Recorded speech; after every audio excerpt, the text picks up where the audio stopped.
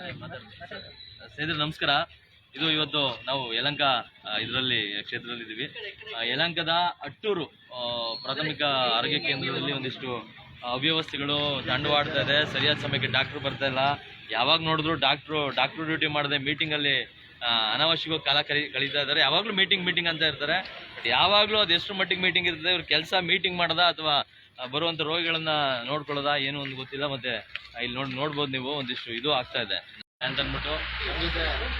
ನಮ್ಮ ಇಲ್ಲಿಯ ಅಧ್ಯಕ್ಷ ಸದಸ್ಯರಿದ್ದಾರೆ, ಮತ್ತೆ ದಾಸಹಳ್ಳಿ ಪ್ರಧಾನ ಕಾರ್ಯದರ್ಶಿ ಅಂತ ನಾಗರಾಜ್ ಅವರಿದ್ದಾರೆ, ಇಲ್ಲಿಯ ಕಾರ್ಯದರ್ಶಿ ಅಂತ ನಮ್ಮ ಮಲ್ಲಿಕಾರ್ಜುನ ಇರ್ಬೋದು, ಈರಣ್ಣ ಅವ್ರು ಇರ್ಬೋದು, ನಮ್ಮ ಜಯರಮಣ್ಣ ಅವ್ರು ಇರ್ಬೋದು, ನಮ್ಮ ಮೇಲೆ ಸುರೇಶ್ ಅವ್ರು ಇರ್ಬೋದು, ನಮ್ಮವರೆಲ್ಲರೂ ಇದ್ದಾರೆ. ಮತ್ತೆ ವಿಡಿಯೋ ಮಾಡ್ತಾ ನಮ್ಮ ಇಲ್ಲಿ ಉಸ್ತುವಾರಿ ಅಂತ ಬಾಬು ಅವರು ಇದ್ದಾರೆ. ಬನ್ನಿ ಒಳಗಡೆ ಜನನ್ನ ಮತ್ತೆ ಅಲ್ಲಿರುವಂತ ಡ್ಯೂಟಿ ಇವಾಗ ಯಾರಿದ್ದಾರೆ ನೋಡಿ. ತುಂಬಾ ಲೈಟೇ ಇಲ್ಲ ಆಕ್ಚುಲಿ. ಏನ್ ನೋಡೋಣ, ಲೈಟ್ ಇಲ್ವಾ ಅಥವಾ ಹಾಕಿಲ್ವಾ? ಅಮ್ಮ ನಮಸ್ಕಾರ. ಏನಕ್ಕೆ ಬಂದ್ರಿ? ಕಂಟ್ಯೂಬ್ ಬಿಸ್ಕೊಳಕ ಚೆಕಪ್ ಮಾಡ್ಸಕ್ಕ ಮಾಡಿಸಿದ್ರಾ? ಡಾಕ್ಟರ್ ಇದ್ದಾರಾ?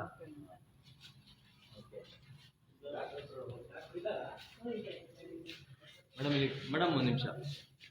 ಕಾಂಪೌಂಡ್ರು ನರ್ಸು ಯಾರಾದರೂ ಇದ್ರೆ ಇಲ್ಲಿ ಕನ್ಸಲ್ಟ್ ಪರ್ಸನ್ ಬನ್ನಿ. ಮೇಡಮ್ ನಮಸ್ಕಾರ. ಇಲ್ಲಿ ಅದೇ ಒಂದಿಷ್ಟು ದೂರುಗಳು ಬಂದಿದ್ದು, ಸರಿಯಾದ ಸಮಯಕ್ಕೆ ಡಾಕ್ಟರ್ ಬರ್ತಾ ಇಲ್ಲ. ಸರಿಯಾದ ಸಮಯಕ್ಕೆ ಅಂತಲ್ಲ, ಏನಾಯ್ತು ಅಂದ್ರೆ ಈಗ 3 ದಿನದಿಂದ ಮೊನ್ನೆ ಮೀಟಿಂಗ್ ನಿನ್ನೆ ಇವತ್ತು ಟ್ರೈನಿಂಗ್ ಇದೆ. ಇದು ಇವತ್ತು ನಿನ್ನೆ 2-3 ದಿನದ್ದು ಸಮಸ್ಯೆ ನಾವು ಬರೋದಿಲ್ಲ ಮೇಡಮ್. ಅಂದ್ರೆ ಈ ಥರದ್ದೇನೋ ಆಗಿರುತ್ತೆ, ನಮ್ಗೆ ಅರ್ಥ ಆಗುತ್ತೆ. ನಿರಂತರವಾಗಿ ದೂರುಗಳು ಬಂದಾಗ ಮಾತ್ರ ನಾವು ಬರೋದು. ಮೇಡಮ್ ಈಗ ನಿಯರ್ ಬೈ ರಿಟೈರ್ಡ್ ಮಾಡಿದ್ದಾರೆ, ಅವರು ರಜೆಗಳನ್ನ ಎಷ್ಟು ಜನ ಡಾಕ್ಟರ್ ಇದ್ದಾರೆ ಮೇಡಮ್? ಒಬ್ಬರೇ. ಒಂದು ಪ್ರಾಥಮಿಕ ಆರೋಗ್ಯ ಕೇಂದ್ರಕ್ಕೆ ಒಬ್ಬರು ಡಾಕ್ಟರ್ ಇರ್ತಾರೆ, ಅವರಿದ್ದಾರೆ. ಆದರೆ ಅವರು ನಿವೃತ್ತಿಯ ಅಂಚಿನಲ್ಲಿರೋ ಕಾರಣ ಅವ್ರು ಏನು ಮಾಡ್ತಾರೆ, ಅವಾಗವಾಗ ಅವ್ರಿಗಿರುವಂಥ ರಜೆಗಳನ್ನೆಲ್ಲ ಅವ್ರು ಬಳಸ್ಕೊತಾ ಇದ್ದಾರೆ. ಇನ್ನೇನು ಯಾವಾಗಲೂ ಹೆಂಗೆ ಆಗುತ್ತೆ ಅಂತ ನೀವು ಹೇಳ್ತಾ ಇದ್ದೀರಾ. ಅವ್ರ ಕೆಲಸಗಳನ್ನು ಕಂಪ್ಲೀಟ್ ಮಾಡ್ಕೋಬೇಕು.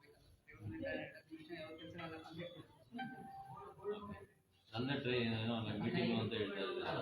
ನಿನ್ನೆ ಇವತ್ತು ಟ್ರೈನಿಂಗ್ ಮನುಷ್ಯರಲ್ಲಿ ಟ್ರೈನಿಂಗ್ ಇದೆ, BBMನಲ್ಲಿ ಟ್ರೈನಿಂಗ್ ಕೊಡ್ತಾರೆ. ಏನು ಟ್ರೈನಿಂಗ್? Mental health. ಸ್ನೇಹಿತರೆ ನೋಡಿ, ಈಗ ಇವರು ಮೇಡಮ್ ತಾವು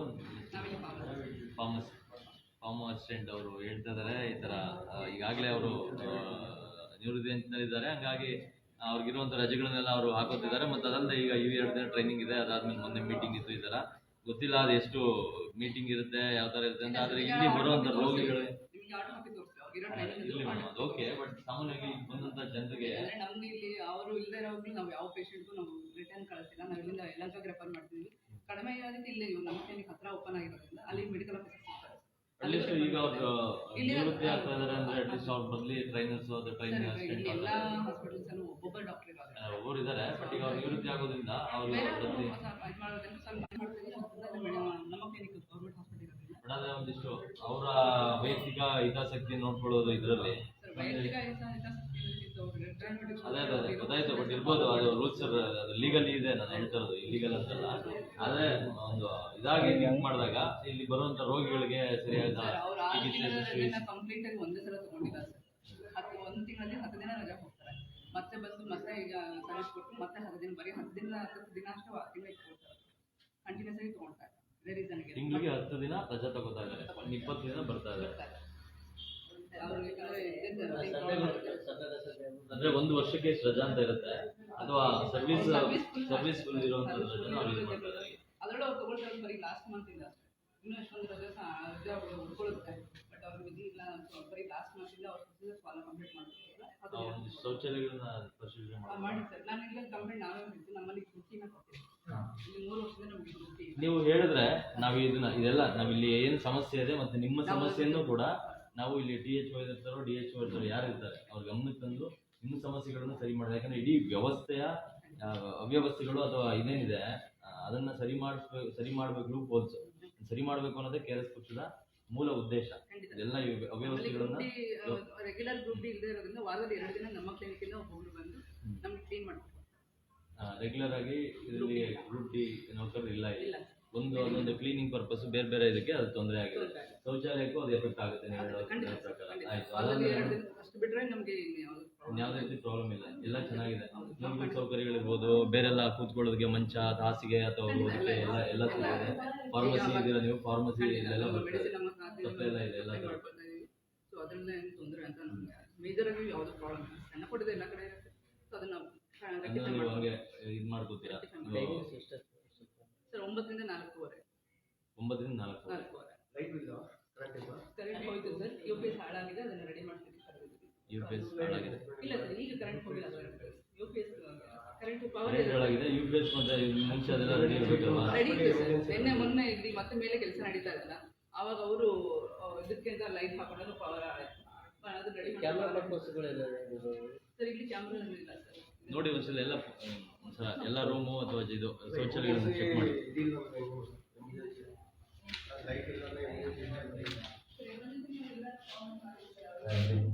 ಅವಶ್ಯಕತೆ ಇಲ್ಲ ಬಿಡದೆ ಸ್ವಲ್ಪ ಓಕೆ ಇದ್ದಿದ್ರಲ್ಲಿ, ಆದರೆ ಸಂಪೂರ್ಣವಾಗಿ ಅಷ್ಟೊಂದು ಶುಚಿಸುವುದಿಲ್ಲ.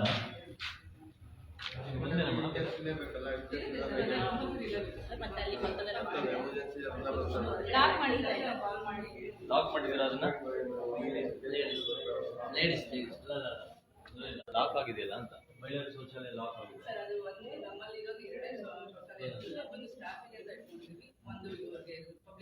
ಸಾರ್ವಜನಿಕರಿಗೆ ಅಂತ ಓಕೆ, ಅದು ನೋಡಿ ಹೊರಗಳು ಇದು ಔಟ್ ಪೇಷಂಟ್ ಇದು ಹೇಗಿದೆ ಅಂತ ಅಂದ್ಬಿಟ್ಟು. ಓಕೆ, ಬರೀ ಜಸ್ಟ್ ಕನ್ಸಲ್ಟೇಷನ್ಗಾ? ಅಷ್ಟೇ ಅಷ್ಟೇ. ಹಾಂ, ಇದು ಇದೆಲ್ಲಿದೆ ಮೇಡಮ್? ವಾರ್ಡ್ ಆ ಥರ ಬೆಡ್ ಇಲ್ಲಾಂದ್ರೆ ಯಾವ್ದು ವಾರ್ಡ್ ಮೇಡಮ್? ಅದಾ ಅಂದರೆ ಇಲ್ಲಿ ಯಾರು ಉಳ್ಕೊಳ್ಳೋ ಥರದ್ದು, ಅಡ್ಮಿಟ್ ಆಗೋ ಥರದ್ದು ಜಸ್ಟ್ ಇಲ್ಲಿ ಚೆಕ್ ಮಾಡಿ ಅಲ್ವಾ? ಇಲ್ಲಿ ಅದೇ ಈಗ ನಮಗೆ ಬಂದಂಥ ದೂರು ಸ್ನೇಹಿತರೆ ಇದೇ ಆಗಿತ್ತು. ಇಲ್ಲಿ ಡಾಕ್ಟ್ರು ನಾರ್ಮಲ್ ಆಗಿ ಇರೋದಿಲ್ಲ, ಮತ್ತು ಯಾವಾಗಲೂ ರಜಾ ಅಥವಾ ಮೀಟಿಂಗು ಈ ಥರ ಸವುಗಳನ್ನ ಹೇಳ್ತಾರೆ ಅಂತ. ಈಗ ಅದಕ್ಕೊಂದಿವರು ಮೇಡಮ್ ಒಂದು ಕ್ಲಿಯರ್ ಆಗಿ ಅದನ್ನ ಅಂದರೆ ಇದು ಮಾಡಿದ್ದಾರೆ, ಏನೋ ಒಂದು ಕ್ಲಾರಿಫೈ ಮಾಡಿದ್ದಾರೆ. ಏನಂತ ಹೇಳಿ, ಈಗಾಗಲೇ ಅವರು ನಿವೃತ್ತಿ ಅಂತ ಇರೋದ್ರಿಂದ ಒಂದಿಷ್ಟು ರಜೆಗಳು ಅವ್ರಿಗೆ ಬಾಕಿ ಇತ್ತು, ಅದನ್ನ ಅವ್ರು ಹಾಕ್ಕೊಂಡು ಇದು ಮಾಡ್ತಾ ಇದ್ದಾರೆ ಅಂತ ಹೇಳಿ. ಅದನ್ನು ಪ್ರಶ್ನೆ ಮಾಡಲಿಕ್ಕೆ ನಮ್ಮ ಕೈಲಿ ಆಗಲ್ಲ. ಆದರೆ TH ಮೇಲಿದ್ದಾರೆ, ಅದ್ರ ಬದಲಿ ಏನು ಮಾಡ್ಬೋದು, ಇಲ್ಲಿ ಬರುವಂಥ ರೋಗಿಗಳಿಗೆ ಬೇರೆ ವ್ಯವಸ್ಥೆ ಮಾಡುವಂಥದ್ದು. ಅವ್ರು ರಜೆ ಹಾಕೊಂಡಾಗ ಅಟ್ಲೀಸ್ಟ್ ಯಾರು ಬೇರೆ ಟ್ರೈನೀಸ್ ಅಥವಾ ಇನ್ಯಾರನ್ನೋ ಅಸಿಸ್ಟೆಂಟ್ಗಳು ಇಲ್ಲಿ ಕಳಿಸಿ ಜನರಿಗೆ ಸರಿಯಾದ ಸೌಕರ್ಯವನ್ನು ನೀಡೋ ನಿಟ್ಟಲ್ಲಿ ಏನು ಮಾಡಬೇಕು ಅನ್ನೋದನ್ನು ನಾವು ಒಂದಿಷ್ಟು ಮಾಡೋಣ.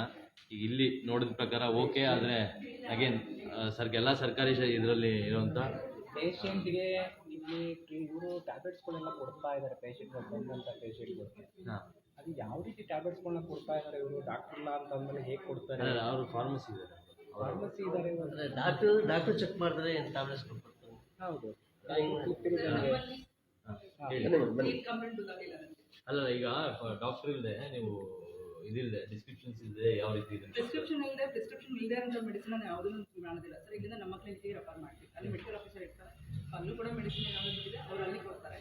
ರೆಗ್ಯುಲರ್ ಆಗಿ ಬರೋ NCD ಪೇಷಂಟ್ಸ್ ಅಂದರೆ ಡಯಾಬಿಟಿಸು, ಹೈಪರ್ಟೆನ್ಸಿವ್ ಪೇಷಂಟಿಗೆ ಅವ್ರಿಗೆ ರೆಗ್ಯುಲರ್ ಮಂತ್ಲಿ ಮೆಡಿಸಿನ್ ಕೊಡೋದಿರ್ತಾರೆ. ಅದನ್ನು ಮಾತ್ರ ನಾವು ಡಾಕ್ಟರ್ ಇಲ್ಲಾಂದ್ರೂ ಅವ್ರು ಒಂದ್ಸಲ ಪ್ರಿಸ್ಕ್ರಿಪ್ಷನ್ ಡಾಕ್ಟರ್ ಚೀಟಿ ಬರ್ತಿರ್ತಾರೆ, ಆ ಚೀಟಿ ನೋಡಿ ನಾವು ಮತ್ತೆ ಕೊಡ್ತಾರೆ.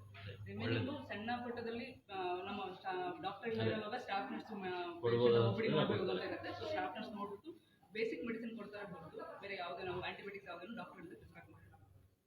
ಒಳ್ಳೇದು, ಅವರನ್ನು ಮತ್ತೊಮ್ಮೆ ಇದು ಮಾಡಿದ್ರು, ಕ್ಲಾರಿಫೈ ಮಾಡಿದ್ರು. ಅದೇ ಈಗ ಮುಖ್ಯವಾಗಿ ಮೇನ್ ಆಗಿ ಅದೇ ಅವ್ರು ಬರ್ತಾ ಇರಲಿಲ್ಲ ಅನ್ನೋದನ್ನ ಈಗ ಹೇಳಿದೀವಿ. ಅವ್ರು ಹೇಳಿದ್ದಾರೆ ಏನು ಮಾಡಬೇಕು ಅಂತ. ಬನ್ನಿ ಹೊರಗಡೆ. ಆಯ್ತು ಮೇಡಮ್, ಮಾಡಿ ಒಳ್ಳೆಯದಾಗಿ. Thank you.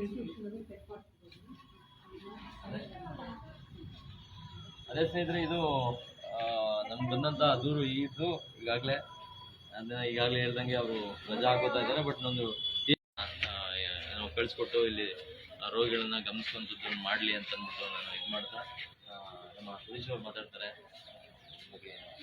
ಬಂಧುಗಳೇ ನಮಸ್ಕಾರ. ಇವತ್ತೇನು ವಾರ್ಡ್ ನಂಬರ್ 3 ಅಟ್ಟೂರು ನಗರ ಪ್ರಾಥಮಿಕ ಆರೋಗ್ಯ ಕೇಂದ್ರಕ್ಕೆ ನಾವು ಇವತ್ತು ಭೇಟಿ ಕೊಟ್ಟಿದ್ದೀವಿ. ಇವತ್ತೇನಾಗಿದೆ ಅನ್ನೋದಾದರೆ, ಏಕೆಂದರೆ ಇದು ಮೂಲಭೂತ ಸೌಕರ್ಯ ಮತ್ತು ಒಂದು ನಮ್ಮ ಆರೋಗ್ಯದ ಬಗ್ಗೆ ಇರಬೇಕಾಗಿರೋಂಥ ಕಾಳಜಿ. ಬಟ್ ಇವತ್ತೇನಾಗ್ತಾ ಇದೆ ಅನ್ನೋದಾದರೆ ನಿಮಗೆ ಗೊತ್ತಿರಬೇಕು, ಸರ್ಕಾರಿ ಹಾಸ್ಪಿಟ್ಲಿಗೆ ಹೋಗ್ಬೇಕು ಅನ್ನೋದು ಇಲ್ಲಿಂದ ಸರಿಸುಮಾರು ಒಂದು 6 ರಿಂದ 7 ಕಿಲೋಮೀಟರ್ ಇರುತ್ತೆ. ಬಟ್ ಎಮರ್ಜೆನ್ಸಿ ಅಂತ ಬಂದರೆ ಯಾವ ರೀತಿಯಾಗಿ ಇದು ಮಾಡ್ತಾರೆ ಅಂತ, ಈಗ ಪ್ರಾಥಮಿಕ ಆರೋಗ್ಯ ಕೇಂದ್ರ ನಗರಕ್ಕೆ ಸಂಬಂಧಪಟ್ಟಿರುತ್ತೆ. ಬಟ್ ಇಲ್ಲಿಂದ ಒಂದು ಜಿಲ್ಲಾ ಹಾಸ್ಪಿಟ್ಲಿಗೆ ಹೋಗ್ಬೇಕನ್ನೋದು ಎಷ್ಟು ದೂರದ ಅಂತರ ಇರ್ತದೆ. ಬಟ್ ಅದೇ ಇಲ್ಲೂ ಒಂದು ಸ್ವಲ್ಪ ಟ್ರೀಟ್ಮೆಂಟ್ ಕೊಡ್ಬೋದಲ್ವಾ. ಅಂದರೆ ಒಬ್ಬ ಏನು ಹೇಳ್ತೀವಿ, ಒಬ್ಬ ಯಾವುದೋ ಗಾಯ ಆಯಿತು ಅಥವಾ ಇನ್ನೊಂದು ಆಯಿತು ಅಂದ್ರೆ ಓಡಿ ಬರ್ತಾನೆ, ಏನೋ ಮಾಡಿಸ್ಕೊಂಡು ಹೋಗ್ತಾನೆ. ಒಂಚೂರು ಕ್ರಿಟಿಕಲ್ ಅನ್ನೋದಾದರೆ ಒಂದು ಆಕ್ಸಿಜನ್ ಇದಾಗಿರ್ಬೋದು. ಆಮೇಲೆ ಈಗ ನಮಗೂ ಗೊತ್ತಿದ್ದಂಗೆ ಇವಾಗ ಹೇಳ್ದಂಗೆ ನಮ್ಮ ರಘುನಂದನ್ ಅವ್ರು ಹೇಳಿದ್ರು, ಸಂಪೂರ್ಣವಾದ ಮಾಹಿತಿ ಕೊಟ್ಟಿದ್ದಾರೆ. ಏನಾಗಿದೆ ಅನ್ನೋದಾದರೆ ಇವತ್ತು ಹಾಸ್ಪಿಟ್ಲಿಗೆ ಡಾಕ್ಟ್ರು ಬಂದಿಲ್ಲ, ಅವ್ರದ್ದು ರಜೆಗಳು ಹಾಕ್ಕೊಂಡು ಅಲ್ಲಿಗೆ ಇನ್ನೊಬ್ಬರನ್ನ ತೊಗೊಂಬಂದು ಅಲ್ಲಿ ಕುಂಡ್ರಿಸ್ಬೋದಾಗಿತ್ತಲ್ವಾ. ಯಾಕೆಂದರೆ ಈಗ ನಗರ ಪ್ರಾಥಮಿಕ ಆರೋಗ್ಯ ಕೇಂದ್ರ ಇದು ನಗರ ಅಂದರೆ ಎಷ್ಟು ಒಳಪಟ್ಟಿರುತ್ತದೆ, ಎಷ್ಟು ಜನಾಂಗ ಇರ್ತದೆ, ಎಷ್ಟು ಜನಸಂಖ್ಯೆ ಇರ್ತದೆ. ಈಗ ಮನೇಲಿ ಹುಡುಗ ಬಿದ್ದೋದು ಅಂತಂದ್ಬಿಟ್ಟು ಇಲ್ಲಿಂದ ಡಾಕ್ಟ್ರ್ ಇಲ್ಲ ಅಂದ್ಬಿಟ್ಟು ಜಿಲ್ಲಾ ಹಾಸ್ಪಿಟ್ಲಿಗೆ ಇಲ್ಲಿಂದ ಎತ್ಕೊಂಡು ಓಡೋಗ್ಬೇಕಾ? ಆಗುತ್ತಾ? ಆ ಮನುಷ್ಯನಿಗೆ ಇನ್ನೊಂದು ಮತ್ತೊಂದು ಈಗ ಸಣ್ಣದಾಗಿರೋಂಥದ್ದು ದೊಡ್ಡದಾಗ್ಬೋದು ಇಲ್ಲಿಂದ ಅಲ್ಲಿಗೋ ಅಷ್ಟೊತ್ತಿಗೆ, ಅಥವಾ ಇಲ್ಲಿಂದ ಅಲ್ಲಿಗೆ ಟ್ರಾವೆಲ್ ಮಾಡಬೇಕಾದಾಗ ಅವ್ರ ವ್ಯವಸ್ಥೆ ಸರಿ ಇಲ್ದಿರ ಇರ್ಬೋದು ಅಲ್ವಾ. ಹಾಗಾಗಿ ಈ ವ್ಯವಸ್ಥೆ ಎಲ್ಲ ಈ ರೀತಿ ಇದೆ. ಆಮೇಲೆ ಇನ್ನೊಂದಂದರೆ ಇವತ್ತು ನೀವು ನೋಡಿದಂಗೆ ಈಗ ಅಂಗವಿಕಲ ಬರ್ತಾನೆ ಅನ್ಕೊಳ್ಳಿ, ಅಂಗವಿಕಲ ಹೆಂಗೆ ಬರ್ತಾನೆ ಇಲ್ಲಿ ನೋಡಿ, ಇಲ್ಲಿ ತೋರಿಸಿ, ಈ ಕಡೆಯಿಂದ ಮೇನ್ ರೋಡ್, ಆ ಕಡೆಯಿಂದ ಗೇಟು. ಬಟ್ ಮೇಲೆ ಬರಬೇಕು ಅನ್ನೋದಾದ್ರೆ ಅಂಗವಿಕಲರಿಗೆ ಅದೇನು ಸ್ಲೋಪ್ ಆಗಿ ಮಾಡಿರ್ತಾರೆ, ವೀಲ್ ಚೇರ್ ಓಡಾಡಲಿಕ್ಕೆ ಅದು ವ್ಯವಸ್ಥೆ ಬೇಕಾಗಿದೆ. ಮತ್ತೆ ಒಂದು ವೀಲ್ ಚೇರು ಕೂಡ ಇಲ್ಲಿ ಇರಬೇಕು, ವೀಲ್ ಚೇರು ಮತ್ತೆ ಬೆಡ್ ಒಂದು ಇರಬೇಕು ಇಲ್ಲಿ ಕೂಡ. ಯಾಕಂದ್ರೆ ಇದು ಸಾಮಾಜಿಕವಾಗಿ ನಮ್ಗೆ ಏನು ಗೌರ್ಮೆಂಟ್ ಹಾಸ್ಪಿಟ್ಲ್ ಅಂದಿದ ತಕ್ಷಣ ಒಬ್ಬ ಪೇಷಂಟ್ ಅಂದಿದ ತಕ್ಷಣ ಡಾಕ್ಟರ್ ಹತ್ರ ತಗೊಂಡು ಹೋಗೋದಕ್ಕೆ ಅದು ವ್ಯವಸ್ಥೆ ಅದು ಇಲ್ಲಿ ಸಹ ಇರಬೇಕು. ಅದು ಯಾಕೆ ಏನು ಅಂತ ಗೊತ್ತಿಲ್ಲ, ಯಾಕೆ ಇಟ್ಟಿಲ್ಲ ಯಾಕೆ ಅಂತ.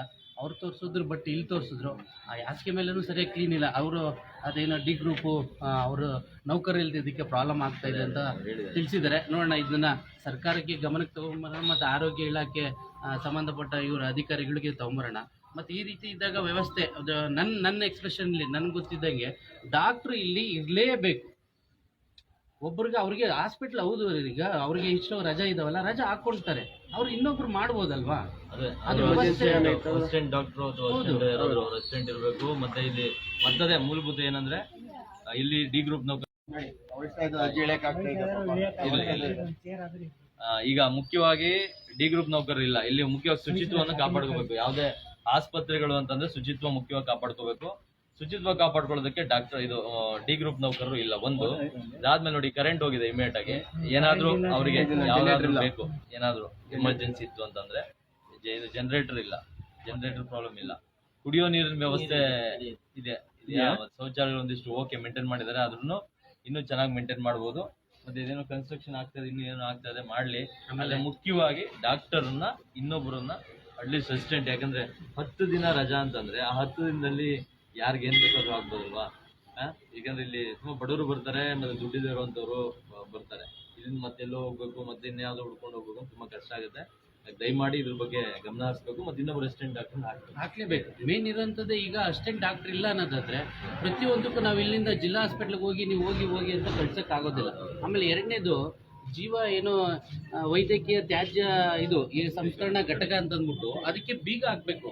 ಯಾಕಂದ್ರೆ ಇವ್ರೇನು ಯೂಸ್ ಮಾಡಿರ್ತಾರೆ, ಏನು ಸಿರಿಂಜಸ್ ಆಗಿರ್ಬೋದು, ಮತ್ತೆ ಬ್ಲಡ್ಡಿನ ಅಂಶ ಏನೆಲ್ಲ ಇರ್ತದೆ, ಅದು ಏನಾಗುತ್ತೆ ಅಂದ್ರೆ ನಾಯಿಗಳು ಕಿತ್ಕೊಂಡೋಗಿ ಆಚೆ ಕಡೆ ಬಂದ್ರು ಕೂಡ ಅದಕ್ಕೆಲ್ಲ ಏನಾಗುತ್ತೆ, ಈಗ ಆ ನಾಯಿ ಇನ್ನೊಂದೆಲ್ಲ ಊಟ ಮಾಡುತ್ತೆ, ಅದನ್ನ ಯಾರೋ ಸಾಕಿರ್ತಾರೆ, ಆ ಹುಡುಗ ಆ ನಾಯಿನ ಮುದ್ದು ಮಾಡ್ತಾನೆ. ಈ ರೀತಿಯಾಗಿ ವೈರಸ್ ಇದು ಕೂಡ ಹಾಕ್ಬೋದು. ಬಟ್ ಇದನ್ನ ಅವರು ಕೂಡ ಅದಕ್ಕೆ ಬೀಗ ಹಾಕ್ಬೇಕು, ಬೀಗ ಹಾಕಿ ಶುಚಿತ್ವವಾಗಿ ಇಟ್ಕೊಬೇಕು. ಯಾಕಂದ್ರೆ ಮೇನ್ ಇಲ್ಲಿರೋಂಥ ಶುಚಿ, ಯಾಕಂದ್ರೆ ಕ್ಲೀನೆನ್ಸ್ ಮೇನ್. ಈಗ ಕ್ಲೀನೆನ್ಸ್ ಇಲ್ದಿರ ಈಗ ನಮ್ಮನ್ನ ಚಪ್ಪಲಿ ಹಾಕೊಂಡು ಹೋಗ್ಬೇಡಿ ಅಂತ ಹೇಳಿದ್ರು. ಬಟ್ ನಾವು ನೋಡ್ದಂಗೆ ನಾವು 8 ಗಂಟೆಗೆ ಇಲ್ಲಿ ಬಂದಿದ್ವಿ, ಅವರು ಅದೇ ಚಪ್ಪಲಿನ ಹಾಕೊಂಬಂದ್ರು, ಬಟ್ ಅದೇ ಚಪ್ಪಲಿನ ಹೋದ್ರು. ದಯವಿಟ್ಟು ಇದು ಇನ್ನೊಂದು ಏನಪ್ಪ ಅಂದರೆ, ನಾವು ನೋಡ್ತಾ ಇದ್ದಂಗೆ ಅವರು ಒಂದು ಪ್ಯಾರಾಗನ್ ಚಪ್ಪಲ್ ಹಾಕೊಂಡು ಒಳಗಡೆನೆ ಬೇರೆ ಇದು ಮಾಡ್ಕೊಳ್ಳೋವಂಥದ್ದು, ಹೊರಗಡೆನೆ ಬೇರೆ ಯೂಸ್ ಮಾಡ್ಕೊಳ್ಳೋವಂಥದ್ದು ನಾವು ನೋಡಿದಂಥದ್ದೇ. ಈಗ ಅವರು ಶುಚಿಯಾಗಿ ಇರಬೇಕಲ್ವಾ, ಅವ್ರು ನರ್ಸ್ ಆಗಿರ್ಬೋದು, ಅಥವಾ ಡಾಕ್ಟ್ರ್ ಆಗಿರ್ಬೋದು, ಅಥವಾ ಅವ್ರ ಸಹಾಯಕರು ಯಾರಾದರೂ ಆಗಿರ್ಬೋದು. ಮತ್ತು ಇದನ್ನೆಲ್ಲ ಅವರು ಕೂಡ ಗಮನ ಇಟ್ಕೊಬೇಕು. ಬರೀ ಪಬ್ಲಿಕ್ ಮಾತ್ರನೇ ಇದನ್ನು ಅವರು ಮಾಡಬೇಕು, ನಾವು ಅಧಿಕಾರಿಗಳು ನಾವು ಮಾಡೋಂಗಿಲ್ಲ, ನಮ್ಗೆ ಯಾರೂ ರೂಲ್ಸ್ ಕೇಳೋಂಗಿಲ್ಲ ಅನ್ನೋದು ಇದು ಯಾವ ಮಟ್ಟಕ್ಕೆ ಇದು ಅದು ಅವರು ಕೂಡ ತಿಳುವಳಿಕೆ ತೊಗೊಬೇಕು. ಬರೀ ಪಬ್ಲಿಕ್ ಮಾತ್ರನೇ ನೀವು ಮಾಡಿದ ತಪ್ಪು ಅನ್ನೋದನ್ನು ಪ್ರಶ್ನೆ ಮಾಡೋದು ಅದು ಖಂಡಿಸ್ತೀವಿ ಯಾವತ್ತಿದ್ರು ಕೂಡ. ಯಾಕಂದರೆ ಅವರು ಕರೆಕ್ಟಾಗಿದ್ದರೆ ನಾವು ಕೂಡ ಕರೆಕ್ಟಾಗಿರ್ತೀವಿ ಅಂತ. ಮತ್ತು ಇಲ್ಲಿನ ನಾವು ಇದು ಏನೋ ಅಟ್ಟೂರು 3ನೇ ಬಡಾವಣೆಯಲ್ಲಿ ನನ್ನ ಲೆಕ್ಕದಲ್ಲಿ ಅಂದ್ಕೊಂಡಾಗೆ ಒಂದು 6 ರಿಂದ 7 ವಾರ್ಡು ಒಳಪಟ್ಟುತ್ತೆ ನಗರಕ್ಕೆ. ಈ ಇದರಲ್ಲಿ ಮತ್ತೆ ಬೂತ್ ಬೂತ್ ಅನ್ನೋದು ಜಾಸ್ತಿ ಇದೆ. ಅಲ್ಲಿಗೆ ಬೂತ್ ಲೆವೆಲ್ ಅಲ್ಲಿ ಹೋದ್ರು ಕೂಡ ನನ್ನ ಲೆಕ್ಕದಲ್ಲಿ ಇವತ್ತಿನ ಯಲಹಂಕ ಏನು ಈ 3ನೇ ವಿಡದಿಕ್ಕೆ ಒಂದು 6,000 7,000 ಮತ ಏನು ಇದಕ್ಕೆ ಒಳಪಡುತ್ತಾ? ಇಲ್ಲ 25,000 ಮತ ಇದೆ. 25,000 ಮತ. ಈಗ 29,000 ಮತ ಅಂತಂದ್ರೆ 25 ಜನ ಅಲ್ಲಿ ಇರ್ತಾರೆ ಅಂತ. 25 ಬೂತ್. ಹಾಗಾಗಿ ದಯವಿಟ್ಟು ಈ ಜನಸಂಖ್ಯೆನ ಇವ್ರ ಕೈಯಲ್ಲಿ ಮಾಡಕ್ ಆಗುತ್ತಾ? ಹಾಗಾಗಿ ನಮಗೆ ಅದು ಏನು ಒಂದೊಬ್ರು ಡಾಕ್ಟರ್ ಇರಲೇಬೇಕು. ಅದೇನಿದ್ರು ಕೂಡ ಆಮೇಲೆ ಏನು ಸಮಯ 9 ರಿಂದ 4 ಗಂಟೆ ಅಂತ ಹಾಕಿದ್ದಾರೆ, ಅಥವಾ ಸಂಜೆ 5 ರಿಂದ 8 ಗಂಟೆ ಹಾಕಿದ್ದಾರೆ. ಅಧಿಕಾರಿಗಳು ಬಂದಿದ್ದೆ ನಾವು ನೋಡ್ದಂಗೆ ಒಂದು 10:30 ಆಗಿತ್ತು. ಇದೆಲ್ಲ ಸಮಸ್ಯೆ ಇದೆ.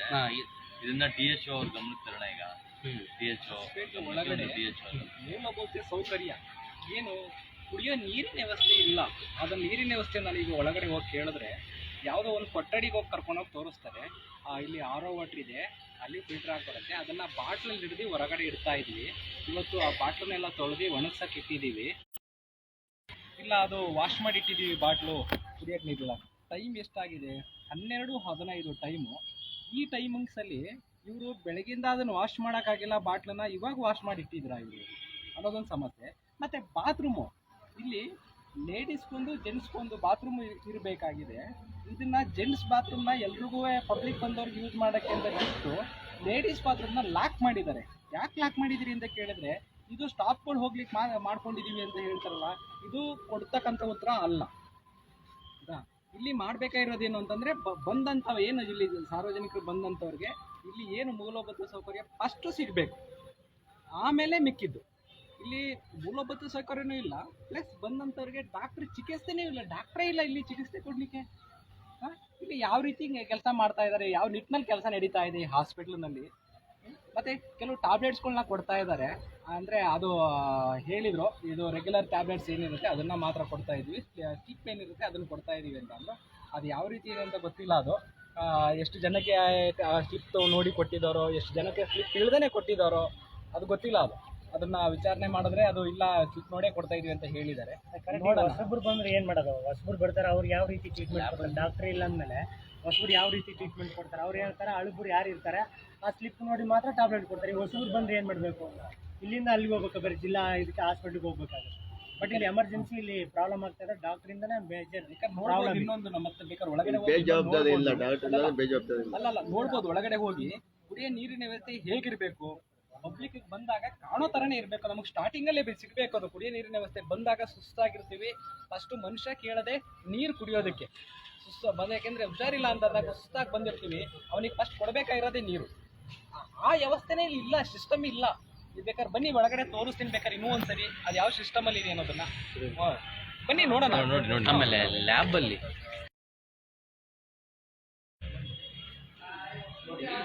ಎಲ್ಲ ತೋರಿಸ್ತೀವಿ, ಎಲ್ಲಾದ್ರೂ ಸಿಗುತ್ತೆ ನಮಗೆ.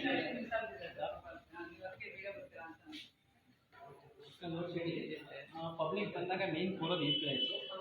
ಇಲ್ಲೆಲ್ಲಾದರೂ ಅವ್ರಿಗೆ ಕುಡಿಯೋಕ್ಕೆ ನೀರಿನ ವ್ಯವಸ್ಥೆ ಇರಬೇಕಾಗಿತ್ತು. ಬನ್ನಿ, ಪಬ್ಲಿಕ್ ಯಾರಾದರೂ ಬಂದು ನೀರು ಕುಡಿತಾರ? ಆಗುತ್ತಾ ಇಲ್ಲಿ ಕುಡಿಲಿಕ್ಕೆ ನೀರೆಲ್ಲ? ಪಬ್ಲಿಕ್ ಏನಾದ್ರು ಗೊತ್ತಿರುತ್ತಾ ಇಲ್ಲಿ ನೀರು ಕುಡಿಯೋ ನೀರಿನ ವ್ಯವಸ್ಥೆ ಆಗಿಲ್ಲ? ಇದು ಕೆಲಸ ಮಾಡ್ತಾ ಇದೆ ಅನ್ನೋದು ಯಾವ ಗ್ಯಾರಂಟಿ ಅನ್ನೋದು ನನಗೆ ಗೊತ್ತಾಗ್ತಾ ಇಲ್ಲ. ಒಂದ್ಸರಿ ನೋಡೇ ಬಿಡೋಣ ಕೆಲಸ ಮಾಡ್ತಾ ಇದೆಯಾ ಏನು. ಪವರ್ ಬೇರೆ ಇಲ್ವಾ? ಯಾವ ರೀತಿಯಲ್ಲಿ ಕೆಲಸ ಮಾಡ್ತಾ ಇದೆ? ಓಕೆ, ಕೆಲಸ ಮಾಡ್ತಾ ಇದೆ. ಇಲ್ಲಿ ಟ್ರೈ ಪಬ್ಲಿಕ್ ಬಂದಂತರ ಜನಗಳಿಗೆ ಏನು ಗೊತ್ತಾಗುತ್ತೆ ಇಲ್ಲಿ ನೀರು ಕುಡಿಯೋ ನೀರಿನ ವ್ಯವಸ್ಥೆ ಇದೆ ಅಂತ ಹೇಳಿ.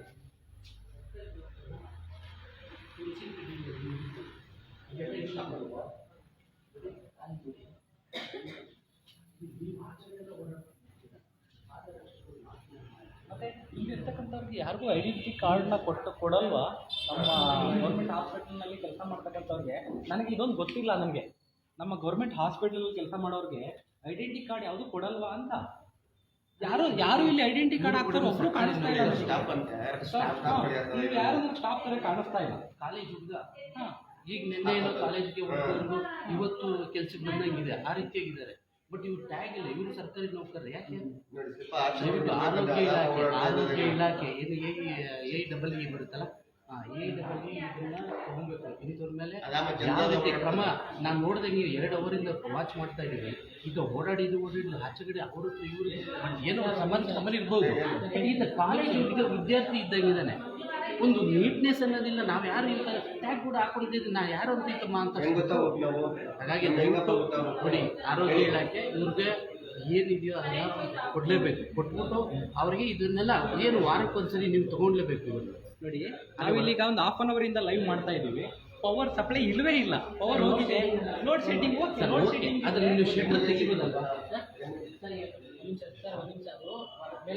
ಲೋಡ್ ಶೆಡ್ಡಿಂಗ್ ಇಲ್ಲ. UPS ಮೇಡಮ್ ಅವರು ಹೇಳಿದ್ರು, ನನಗೆ ಸಲಹೆ ಕೊಟ್ಟರು. ಬಟ್ ಡೋರ್ ಅದು ಶೆಟ್ ಅದು ಫುಲ್ ತೆಗೆದ್ರೆ ಗಾಳಿ ಬರುತ್ತಲ್ವಾ ಸರ್? ಡೋರ್ ಬರುತ್ತಲ್ಲ, ಆ ಡೋರು ಪ್ರಾಬ್ಲಮ್ ಆಗಿದೆ ಸರ್. ಆ ಡೋರು ತಳ್ಳಿದ್ರೆ ಮತ್ತೆ ಎಳೆಯೋಕ್ಕಾಗಲ್ಲ ಬ್ರದರ್. ನಾನು ತಮ್ಮ ಅಲ್ಲ, ಅದು ನಮ್ಮ ಒಂದು ಇದು ಸರಿನಾ, ನಮ್ಮ ಹಕ್ಕು. ನಾವು ಯಾವುದೋ ಒಂದು ಪ್ರಶ್ನೆ ಮಾಡ್ತೀವಿ, ಬಟ್ ನೀವು ಪ್ರಶ್ನಾವಂತರಾಗಿರಬೇಕು. ನೀವು ವಿದ್ಯಾವಂತರಲ್ವಾ, ನೀವೆಲ್ಲ ಸರ್ಕಾರಿ ನೀವು ಫಾಲೋ ಮಾಡಲೇಬೇಕು, ಆಯಿತಾ? ನಾನು ಯಾರನ್ನೂ ಕರ್ಕೊಂಬಂದು ನಾನು ಯಾರನ್ನೋ ಬಿಟ್ಟು ಇಲ್ಲಿ ಸ್ಕಿನ್ ಆಪರೇಷನ್ ಮಾಡೋಕ್ಕಾಗಲ್ಲ, ಗೊತ್ತಾಯ್ತಾ? ಆ ರೀತಿ ಮಾಡೋಂಗಿದ್ದರೆ ಇನ್ನೊಂದು ಜಾಸ್ತಿಯಾಗಿ ಏನು ಲೈಟೇ ಇಲ್ಲ. ಎಲ್ಲಿಂದ ಕಾಣಿಸುತ್ತಿದ್ದು? ಲೈಟಿನ ವ್ಯವಸ್ಥೆನೇ ಇಲ್ಲ. ಅದು ಇಲ್ಲಿ ನಗುಪಾಟ್ಲಾಗಿರ್ಬೋದು, ನಮ್ಮಂತವರಿಗೆ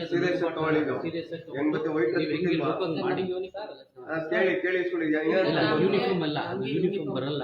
ಆದ್ರೆ ಇದು ಈ ರೀತಿ ಸರಿ ಇಲ್ಲ. ಐಡಿ ಕಾರ್ಡ್ ಬರಬೇಕಲ್ಲ, ಐಡೆಂಟಿ ಕಾರ್ಡ್. ನಿಮಗೆ ಇಲ್ಲಿ ಕೆಲಸ ಮಾಡ್ತಾ ಇದ್ರೆ, ಇಲ್ಲಿ ನೌಕರ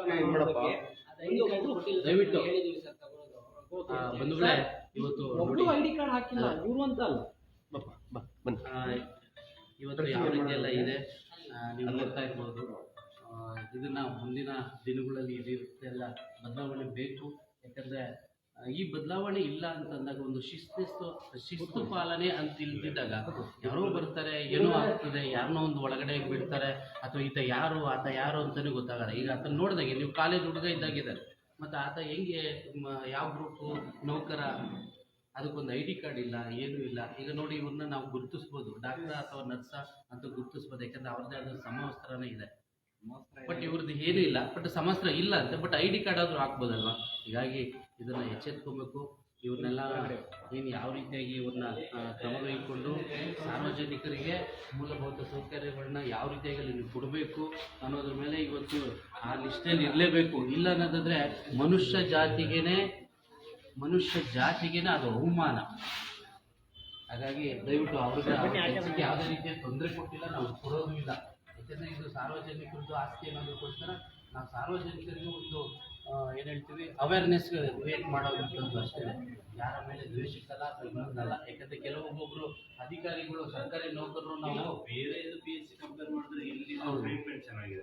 ಹಾಗಾಗಿನೇ ಸರ್, ಯಾಕಂದರೆ ಹೌದು ಸ್ಟಾಫ್ಗಳದ್ದು ಬೇರೆ ಕೆಲವೊಂದು ಏನಂತ ಗೊತ್ತಿಲ್ಲ, ಟ್ರೀಟ್ಮೆಂಟ್ ವಿಷಯದಲ್ಲಿ ಬಂದಂಗೆ ಮಾಡೋದು. ಬಟ್ ಆದರೆ ಅದು ಈಗ ಆಲ್ರೆಡಿ ನಮಗೆ ಅನಿಸಿದಾಗ ಈಗ 10 ದಿವಸ ಆಗಿದೆ ಡಾಕ್ಟರ್ ಮೇಡಮ್ ಅವರು ರಜದಲ್ಲಿದ್ದಾರಂತೆ. ಬಟ್ ಇನ್ನೊಬ್ರು ಯಾರಾದರೂ ಒಂದು ಬೇಕಲ್ವಾ? ಬಟ್ ಇವ್ರದ್ದು ನಾವು ಈಗ ಏನು ಸಮಸ್ಯೆ, ಈಗ ನಮಗೇನು ಗೊತ್ತಾ, ಇವ್ರ ಸಮಸ್ಯೆನೂ ನಾವು ಬಗೆಹರಿಸ್ತೀವಿ. ಇವ್ರದ್ದೇ ಆದ ಸಮಸ್ಯೆ ಇದೆ. ಈಗ ಇವ್ರು ಹೇಳಿದಂಗೆ ಸರ್, ಡಾಕ್ಟರ್ ರಜದಲ್ಲಿದ್ದಾರೆ, 10 ದಿವಸ ಬರೋಕ್ಕಾಗಲ್ಲ, ಮತ್ತು ಅವರೇ ಒಂದು ಏನೋ ಅವ್ರದ್ದು ಲೀವ್ಗಳು ಹಾಕ್ಕೊಂಡಿದ್ದಾರೆ. ಬಟ್ ಯಾರಾದರೂ ಇನ್ನೊಬ್ಬರನ್ನ ನೇಮಕಾತಿ ಕೊಡುವುದಾಯ್ತು ಮೇಲ್ಗಡೆ ನಮ್ಮ ಕ್ಲಿನಿಕ್ ಇದೆಯಲ್ಲ, ಎಮರ್ಜೆನ್ಸಿ ಕಳಿಸೋದಕ್ಕಿಂತ ಇಲ್ಲಿರ್ಬೇಕಲ್ಲ ಸರ್ ಅಲ್ವಾ? ಎಮರ್ಜೆನ್ಸಿ ಇದ್ದಾಗ ಯಾವ ರೀತಿ ಮತ್ತೆ ನೀವು ಫೋನ್ ಮಾಡಬೇಕು, ಅವ್ರು ಯಾವುದೋ ವರ್ಕಲ್ಲಿ ಇರ್ತಾರೆ, ಅವ್ರು ಬರ್ಬೇಕಂದ್ರೆ ಒಂದು ಹಾಫ್ ಅನ್ ಅವರ್ ಬರುತ್ತೆ ಅಲ್ವಾ? ಇಲ್ಲಿ ಇಮಿಡಿಯೇಟ್ಲಿ ಇರಬೇಕು. ಮತ್ತು ಇನ್ನೊಂದು ಏನಲ್ಲಿ ನಾವು ಸಮಯ ಅಂತ ಹಾಕಿದ್ದೀವಿ, 9 ರಿಂದ 4 ಗಂಟೆವರೆಗೂ, 5 ರಿಂದ 8 ಗಂಟೆವರೆಗೂ. ಈ ಸಮಯದಲ್ಲಿ ಅದು ಇರಲೇಬೇಕು ಅಲ್ವಾ? ಅಂತಂದರೆ ಒಂದು ಮಗು ಬಿದ್ದೋಗ್ಬಿಡ್ತಪ್ಪ, ಇಲ್ಲೇ ನಾನು ತೊಗೊಂಬರ್ಬೇಕು, ಇಲ್ಲಿ ನಾನು ಡಾಕ್ಟ್ರ್ ಇಲ್ದಿದ್ರೆ ಎಲ್ಲಿ ತೊಗೊಂಡೋಗ್ಲಿ, ಇಲ್ಲಿಂದ ನಾನು ಮತ್ತೆ ಟ್ರಾನ್ಸ್ಪೋರ್ಟ್ ಏನಾಗುತ್ತೆ, ಟ್ರಾವೆಲ್ ಯಾವ ರೀತಿ ಇರ್ಬೋದು ಅಲ್ವಾ? ಒಂದು ಬ್ಲಡ್ ಹೋಗ್ತಾ ಇದೆ ಅಂದಾಗ ಅದನ್ನೊಂದು ಫಸ್ಟ್ ಏಡ್ ಮಾಡೋವಂಥದ್ದು ಆದರೂ ಬೇಕಲ್ವಾ? ಅವ್ರು ಡಾಕ್ಟ್ರ್ ನೋಡಿದ್ದೇನೆ ಮಾಡೋಕ್ಕೆ ಸಾಧ್ಯ ಅಲ್ವಾ? ಅದಕ್ಕೆ ನಾವು ಇದೊಂದು ಅವೇರ್ನೆಸ್.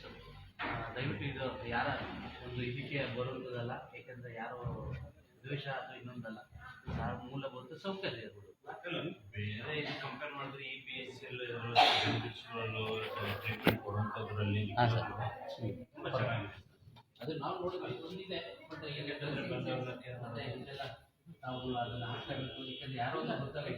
ನೀವು ಡೈಲಿ ಎಡ್ಕೊಳ್ಳೋರು ಇವತ್ತೇ ಬೆಳಗ್ಗೆಯಿಂದ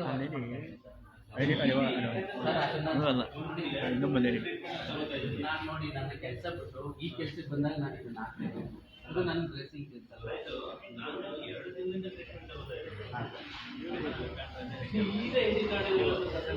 ಏನೋ ಇರಲಿ ಬದಲಾವಣೆ ಮಾಡ್ಕೊಬೇಕು ದಯವಿಟ್ಟು ಅದನ್ನು ಕಾರ್ಯರೂಪಕ್ಕೆ ಬರಬೇಕು. ನೋಡಿ ಇದು ನಡೀತಾ ಇರೋಂಥದ್ದು ಸರ್ಕಾರಿ ಹಾಸ್ಪಿಟ್ಲುಗಳಲ್ಲಿ ಯಾವ ರೀತಿ ಆಗ್ತಾ ಇದೆ, ಇದೊಂದು ಕೇರ್ಲೆಸ್ ಅಂತಂತ ಹೇಳ್ತೀವಿ.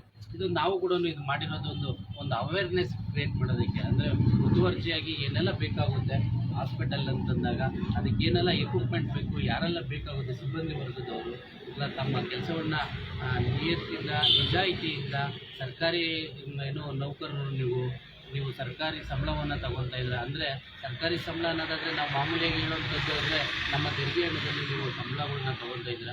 ತಮ್ಮ ಕೆಲಸಗಳನ್ನ ದಯವಿಟ್ಟು ಚಾಚು ತಪ್ಪದೆ ಏನು ಹಾಕ್ತಿದ್ದಾಗೇನೆ ಏನು ಸಾಮಾನ್ಯ ಪ್ರಜೆಗಳಿಗೆ ಏನೆಲ್ಲ ಕೊಡಬೇಕು ಸೇವಾ ಸೌಲಭ್ಯಗಳನ್ನ ಅದು ಕೊಡಬೇಕು ಅಂತ ನಾನು ಇದು ಕೇಳ್ಕೊಂತ ಒಂದೆರಡು ಮಾತನ್ನ ನಾನು ಮುಗಿಸ್ತಾ ಇದ್ದೀನಿ.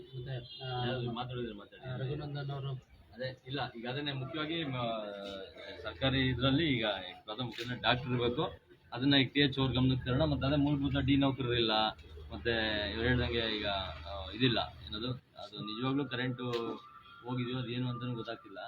ಬಟ್ ಕರೆಂಟ್ ಇಷ್ಟೊತ್ತಾದರೆ ಇಷ್ಟೊತ್ತು ಬರಬೇಕಿತ್ತು, ನೋಡೋಣ ಅದೊಂದೊಂದು ಅವ್ರ ಗಮನಕ್ಕೆ ತರೋಣ. TH ಅವ್ರ ಹತ್ರ ಮೌಖಿಕವಾಗಿ ಒಂದ್ಸಲ ಮಾತಾಡ್ತೀವಿ, ಆಗಲಿಲ್ಲ ಅಂದರೆ ಪತ್ರದ ಮೂಲಕ ಏನಾದರೂ ಹೇಳಿ ಇದನ್ನು ಬಗೆಹರಿಸುವಂಥ ಕೆಲಸ ಮಾಡೋಣ ಅಂತ ಹೇಳ್ತಾ ನೆಕ್ಸ್ಟ್ ಈಗ ಅಲ್ಲೇ ನೋಡೋಣ ಯಲಹಂಕ ಇಲ್ಲ ಅದೊಂದು ಸ್ವಲ್ಪ ಇದೊಂದು ನನಗೆ ಕಂಟಿನ್ಯೂ. ಓಕೆ, ಇದನ್ನು ಈ ಲೈವ್ನ ಇಲ್ಲಿಗೆ ಮುಗಿಸ್ತಾ ಇದ್ದೀವಿ. ಮತ್ತು ಏನು ಬಂದಿರೋಂಥ ನಮ್ಮ ಯಲಹಂಕ ವಿಧಾನಸಭಾ ಕ್ಷೇತ್ರದ ಏನು ಅವರಿಗೆಲ್ಲ ಎಲ್ಲ ಪದಾಧಿಕಾರಿಗಳಿಗೆ ನಾನು ವಂದನೆಯನ್ನು ಇದು ಮಾಡ್ತಾ, ಮತ್ತು ನಮ್ಮ ನರೇಂದ್ರ ಬಾಬು ಅವರು ನಮ್ಮ ಯಲಹಂಕ ವಿಧಾನಸಭಾ ಕ್ಷೇತ್ರದ ಉಸ್ತುವಾರಿಗಳು, ಮತ್ತು ಹಾಗೂ ನಮ್ಮ ದಾಸರಳ್ಳಿ ಇದು ನಾಗರಾಜ್ ಅವರು, ಮತ್ತು ಈರಣ್ಣವರು, ನಮ್ಮ ಜಯರಾಮಣ್ಣವರು ಅವರು ಎಲ್ಲರಿಗೂ ವಂದನೆಯನ್ನು ಸಲ್ಲಿಸ್ತಾ ಈ ಲೈವನ್ನ ಇಲ್ಲಿಗೆ ಎಂಡ್ ಮಾಡ್ತೀವಿ. ಜೈ KRS ಕರ್ನಾಟಕ, ಜೈ ಕರ್ನಾಟಕ ರಾಷ್ಟ್ರ ಸಮಿತಿ ಪಕ್ಷಕ್ಕೆ.